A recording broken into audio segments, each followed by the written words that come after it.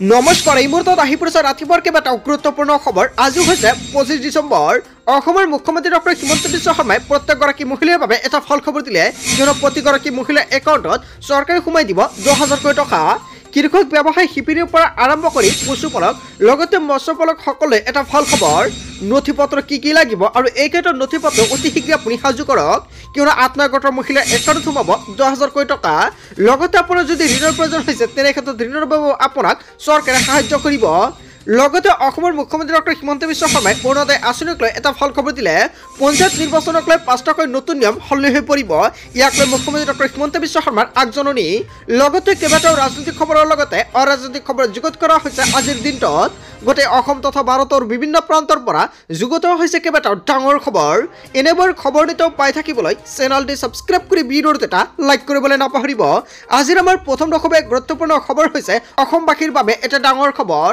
কৃষক ব্যৱসায় শিপিনীৰ পৰা আৰম্ভ কৰি পশুপালক লগতে মৎস্যপালক সকলে ভাল খবৰ দিলে চৰকাৰে। নথিপত্ৰ সাজু কৰি আজি কৰক আপুনি এই গুৰুত্বপূৰ্ণ কাম। কৃষক ব্যৱসায় শিপিনীৰ পৰা আৰম্ভ কৰি পশুপালক লগতে মৎস্যপালক সকলে এটা ভাল খবৰ আহি পৰিছে। কেৱল ইয়াৰ নহয়, কাটিং, টেইলৰিং আৰু বিউটি পাৰ্লাৰৰ সৈতে জড়িত লোকৰ বাবে এটা ভাল খবৰ। ব্যৱসায় অথবা কৃষি কৰ্মৰ বাবে আপোনাৰ ঋণৰ প্ৰয়োজন হৈছে নেকি? তেনে ক্ষেত্ৰত অতি সহজতে আপুনি গৰ্তবিহীন ঋণৰ বাবে কৰিব পাৰিব আবেদন। আজি সাজু কৰক আপোনাৰ বাধ্যতামূলক নথিপত্ৰ, ভোটাৰ ID, পেন কাৰ্ড, আধাৰ কাৰ্ড লগতে এখন বেংক একাউণ্টৰ প্ৰয়োজন হ'ব। আবেদনৰ 24 ঘণ্টাৰ ভিতৰতে আপোনাৰ একাউণ্টত সোমাব ধনৰাশি। আপোনাৰ ঘৰলৈ আহি বেংকৰ কৰ্মচাৰীয়ে সকলোখিনি কাম কাজ কৰি লৈ যাব। ঘৰতে থাকি কৰিব পাৰিব ইয়াৰ বাবে আবেদন। আজি আপুনি যোগাযোগ কৰক বন্ধন বেংকত আৰু বন্ধন বেংকৰ পৰা আপোনাক ঋণৰ বাবে সহায় কৰিব। চ' বন্ধু বান্ধৱীসকল, যদি আপোনাৰ ঋণৰ প্ৰয়োজন হৈছে তেনে ক্ষেত্ৰত নিশ্চয় কমেণ্ট কৰি জনাব। কিবা যদি আপোনালোকৰ অসুবিধা হয় আপোনালোকক সম্পূৰ্ণকৈ সহায় কৰা হ'ব। তাৰপিছত অসমবাসী ৰাজুক জনাইছো আমাৰ পৰৱৰ্তী অসমৰ গুৰুত্বপূৰ্ণ খবৰ লগতে ডাঙৰ খবৰ। আপোনাৰ পৰা চাহ খৰচৰ নামত গাঁওবুঢ়াই লয় নেকি ধন? গাঁওবুঢ়া সকলৰ বাবে অসমৰ মুখ্যমন্ত্ৰী ডক্টৰ হিমন্ত বিশ্ব শৰ্মাই লৈছে কেইবাটাও গুৰুত্বপূৰ্ণ সিদ্ধান্ত। এইমাত্ৰ অসমৰ মুখ্যমন্ত্ৰী ডক্টৰ হিমন্ত বিশ্ব শৰ্মাই সংবাদমেলযোগে কেইবাটাও গুৰুত্বপূৰ্ণ সিদ্ধান্ত গ্ৰহণ কৰিছে। আপোনাৰ পৰা এতিয়াও গাঁওবুঢ়াই ধন লয় নেকি? কিয়নো প্ৰমাণপত্ৰৰ নামত চাহ খৰচ বুলি কৈ কিবা এটা টকা লয় নেকি? আপোনাৰ ওচৰত দাবী কৰে নেকি? চৰকাৰে গাঁওবুঢ়াসকলৰ বাবে প্ৰতিমাহে দিব 9,000 টকা। ৰাজ্যৰ গাঁওবুঢ়াসকলে একজনৰ পৰা পাব এই টকা। আৰু এয়া অসমৰ মুখ্যমন্ত্ৰী ডক্টৰ হিমন্ত বিশ্ব শৰ্মাই সংবাদমেলযোগে কেইবাটাও ডাঙৰ সিদ্ধান্ত গ্ৰহণ কৰিছে। ৰাজগাঁও আৰু বনগাঁৱৰ গাঁওবুঢ়াই পাব এই সমপৰ্যায়ৰ ধনৰাশি। প্ৰমাণপত্ৰৰ নামত যাতে সাধাৰণ লোকৰ পৰা ধন নলয় এয়া আহ্বান জনাইছে মুখ্যমন্ত্ৰীগৰাকীয়ে। আৰু গাঁওবুঢ়াসকলৰ বাবে অসমৰ মুখ্যমন্ত্ৰী ডক্টৰ হিমন্ত বিশ্ব শৰ্মাই মাহেকত 15,58,00,000 টকা খৰচ কৰিব। বনগাঁৱৰ 278গৰাকী গাঁওবুঢ়াই পাব এই পাৰিশ্ৰমিক। ৰাজগাঁৱৰ 668গৰাকী গাঁওবুঢ়াই পাব এই পাৰিশ্ৰমিক। ইয়াৰ পিছতো প্ৰমাণপত্ৰৰ নামত ধন লোৱাটো যুক্তিসংগত নে নাই ইয়া আপুনি কি ক'ব? যদি আপোনাৰ কিবা ক'ব লগা থাকে আপোনাৰ মন্তব্যটো নিশ্চয় কমেণ্ট কৰি জনাব। আপোনাৰ পৰা এতিয়াও গাঁওবুঢ়াই ধন লয় নেকি? যদি লয় নিশ্চয় আপুনি কমেণ্ট কৰি জনাব। অসমৰ মুখ্যমন্ত্ৰী ডক্টৰ হিমন্ত বিশ্ব শৰ্মাই গাঁওবুঢ়াক লৈ কেইবাটাও গুৰুত্বপূৰ্ণ সিদ্ধান্ত গ্ৰহণ কৰিছে। তাৰপিছত অসমবাসী ৰাজুক জনাইছো আমাৰ পৰৱৰ্তী অসমৰ গুৰুত্বপূৰ্ণ খবৰ লগতে ডাঙৰ খবৰ। ৰেলৱেত খালী হৈছে 32,438টা পদ। 10ম শ্ৰেণীৰ উত্তীৰ্ণ কৰিব পাৰিব আবেদন। এইমাত্ৰ অসমবাসী ৰাইজক জনাইছো এটা ভাল খবৰ। চাকৰি প্ৰত্যাশী যুৱক যুৱতীৰ বাবে এটা গুৰুত্বপূৰ্ণ খবৰ আহি পৰিছে। ৰেলৱেত খালী হৈছে হাজাৰ হাজাৰ পদ।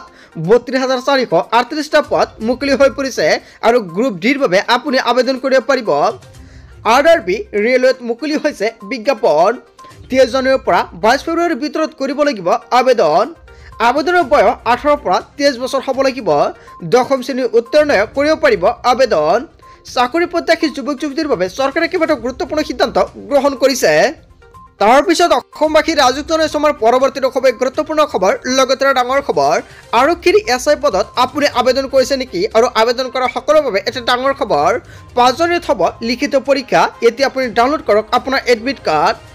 আৰক্ষী SI পদৰ বাবে যদি আপুনি আবেদন কৰিছে সেইসকল প্ৰাৰ্থীসকলৰ বাবে এটা ডাঙৰ খবৰ, কিয়নো 5 জানুৱাৰীত হ'ব লিখিত পৰীক্ষা। প্ৰাৰ্থীসকলে ৱেবছাইটৰ পৰা ডাউনলোড কৰিব পাৰিব এডমিট কাৰ্ড। এপ্লিকেশ্যন নম্বৰ, নাম আৰু জন্মৰ তাৰিখ দি ডাউনলোড কৰিব পাৰিব admit card. Admit card download কৰিবলৈ এতিয়া আপুনি ৱেবছাইটটো খোল কৰক আৰু এতিয়া আপুনি চাৰ্চ কৰক www.slprbassam.in আৰু এইখন ৱেবছাইটৰ পৰা আপুনি ডাউনলোড কৰি লৈ ল'ব পাৰিব এডমিট কাৰ্ড। প্ৰাৰ্থীসকলে মানিব লাগিব কেইবাটাও নিৰ্দেশনা।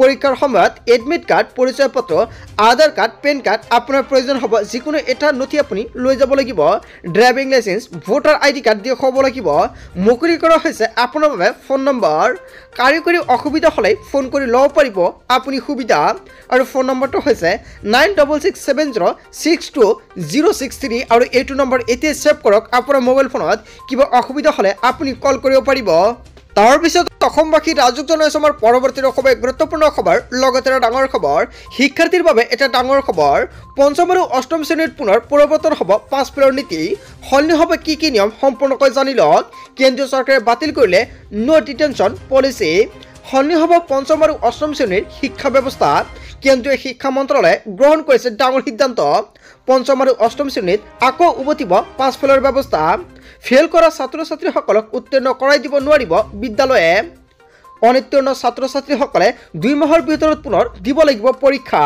পূৰ্বে অনুত্তীৰ্ণ ছাত্ৰ ছাত্ৰীসকলক আগৰ শ্ৰেণীলৈ উত্তীৰ্ণ কৰাই দিয়াৰ ব্যৱস্থা আছিল আৰু ৰাজ্য চৰকাৰে এই সমূহ কেইবাটাও গুৰুত্বপূৰ্ণ নিয়ম সলনি কৰিছে ৰাজ্য চৰকাৰৰ সমূহক পাছ ফেল নীতি গ্ৰহণৰ কৰ্তৃত্ব প্ৰদান কৰা হৈছে তাৰ পিছত অসমবাসী ৰাজুক জনাইছে আমাৰ পৰৱৰ্তী ৰখবে গুৰুত্বপূৰ্ণ খবৰ লগতে ডাঙৰ খবৰ নতুন নিয়মৰে ফেব্ৰুৱাৰীত হ'ব পঞ্চায়ত নিৰ্বাচনক লৈ 5টাকৈ ডাঙৰ খবৰ পঞ্চায়ত নিৰ্বাচনক লৈ অসমৰ মুখ্যমন্ত্ৰী ডক্টৰ হিমন্ত বিশ্ব শৰ্মাই কেইবাটাও নতুন নিয়ম সলনি কৰিছে সলনি নহয় পঞ্চায়ত নিৰ্বাচনৰ দিন জানুৱাৰী মাহৰ প্ৰথম সপ্তাহতে ঘোষণা হ'ব পঞ্চায়ত নিৰ্বাচনৰ দিন ফেব্ৰুৱাৰী মাহতে অনুষ্ঠিত হ'ব নিৰ্বাচন হাইকোৰ্টৰ গোচৰ চলি থকা পঞ্চায়তত অনুষ্ঠিত নহয় নিৰ্বাচন এইবাৰৰ পঞ্চায়ত নিৰ্বাচনত আছে কেইবাটাও নতুন নিয়ম পঞ্চায়তৰ সদস্য আৰু সভাপতিৰ বাবে নাথাকিব কোনো দলীয় চিহ্ন ৰাজনীতিৰ পৰা মুক্ত কৰিব বিচৰা হৈছে পঞ্চায়ত নিৰ্বাচনক আঞ্চলিক পঞ্চায়ত আৰু জিলা পৰিষদক লৈও বিশেষ নিয়ম আঞ্চলিক পঞ্চায়তত আৰু জিলা পৰিষদত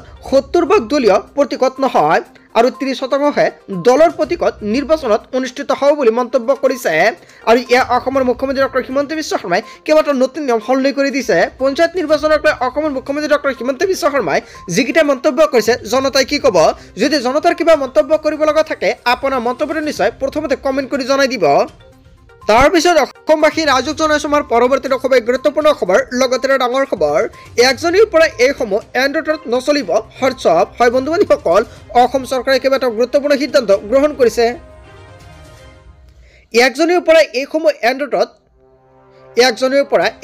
এণ্ড্ৰইডত চলাব নোৱাৰিব হোৱাটছআপ পৰীক্ষা কৰক আপোনাৰ মোবাইল ফোন 1 জানুৱাৰীৰ পৰা বহুকেইটা এণ্ড্ৰইড ফোনত বন্ধ কৰি দিয়া হ'ব হোৱাটছআপ আৰু পুৰণি এণ্ড্ৰইড ফোনত বিকল হৈ পৰিব হোৱাটছআপ এণ্ড্ৰইড লগতে কিটকেট আৰু তাৰ পূৰ্বৰ অপাৰেটিং সিস্টেমত নচলিব মেটাৰ এপ আৰু হোৱাটছআপৰ লগতে ফেচবুক ইনষ্টাগ্ৰাম সেৱা বন্ধৰ সম্ভাৱনা 10 বছৰ বা তাতকৈ অধিক পুৰণি ফোনত নচলে হোৱাটছআপ আৰু এনে স্মাৰ্টফোনসমূহ হৈছে স্যামছাং গ্যালাক্সি S3 কেৱল ইয়াই নহয় স্যামছাং গ্যালাক্সি নোট 2 আৰু স্যামছাং গ্যালাক্সি S মিনি আৰু এইকেইটা মোবাইল ফোন যদি আপোনাৰ ঘৰত আছে তেনে ক্ষেত্ৰত আপোনাৰ ফোনত নচলে HTC One X আৰু HTC One Plus লগতে HTC Desire 500ত নচলে হোৱাটছআপ লগতে কেইবাটাও নতুন নিয়ম সলনি হ'বলৈ গৈ আছে আৰু এইকেইটা মোবাইল ফোনত নচলে হোৱাটছআপ ইনষ্টাগ্ৰাম আৰু ফেচবুক যদি আপোনাৰ ঘৰত এইকেইটা মোবাইল ফোন আছে আৰু এতিয়াও চলি আছে নে নাই নিশ্চয় কমেণ্ট কৰি জনাব কিয়নো জানুৱাৰীৰ পৰা